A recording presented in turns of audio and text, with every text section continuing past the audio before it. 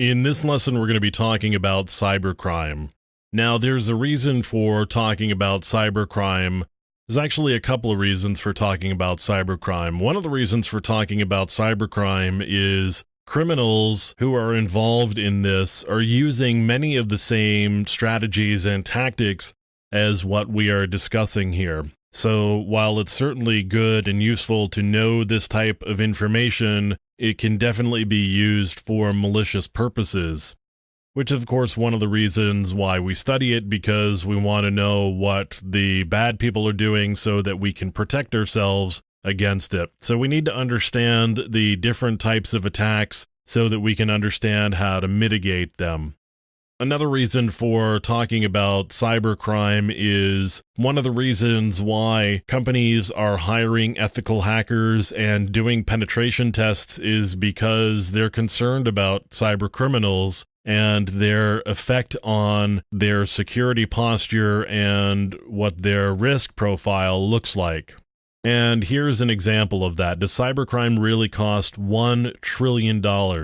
So General Keith Alexander of the NSA is talking about cyber attacks and their actual cost. So cybercrime, there's no question, is a very costly thing. It's not only costly for individuals because their identities are being stolen, their credit cards used, credit card fraud, and all sorts of other information being made use of, not to mention just the resources of having their computers taken over and the time involved in cleaning those up once they're discovered and the potential loss of data. There's a lot of cost associated with individuals being attacked by cyber criminals.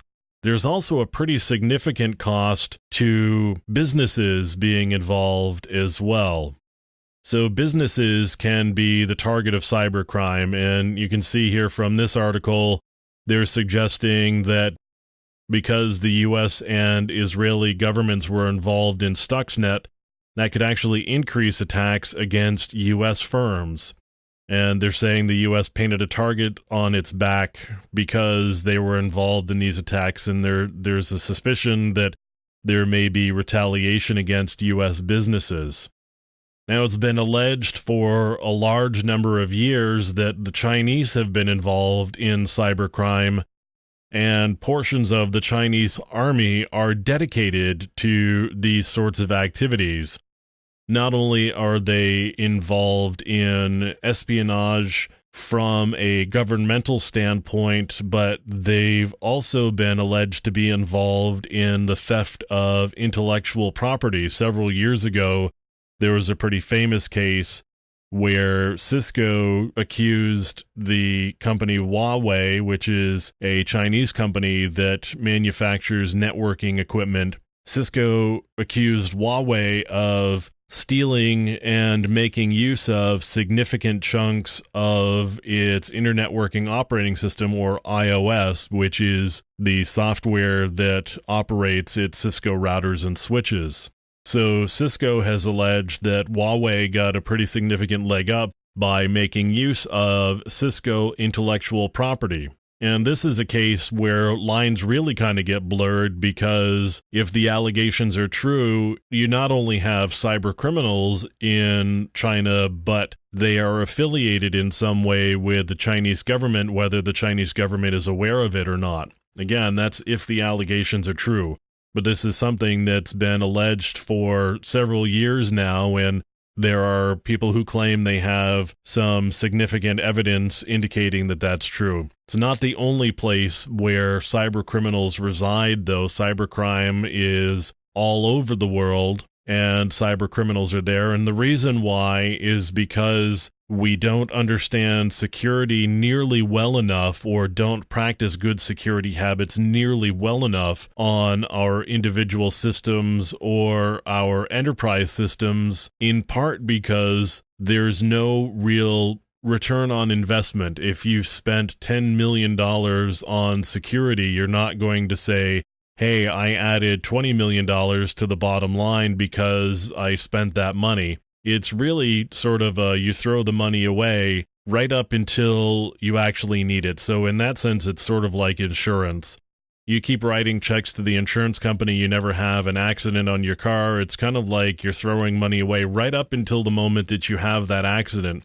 So spending on security is kind of the same, where companies don't spend a lot sometimes because they don't see the value of it, but in not spending that money, they open themselves up to theft of intellectual property, theft of resources, theft of money directly in some cases if you can get hold of banking information, for example.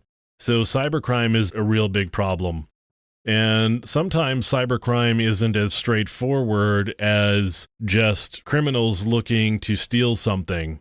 Here's a case of the group Anonymous attacking Sony because they were protesting a lawsuit against somebody who was involved in trying to make alterations to PS3.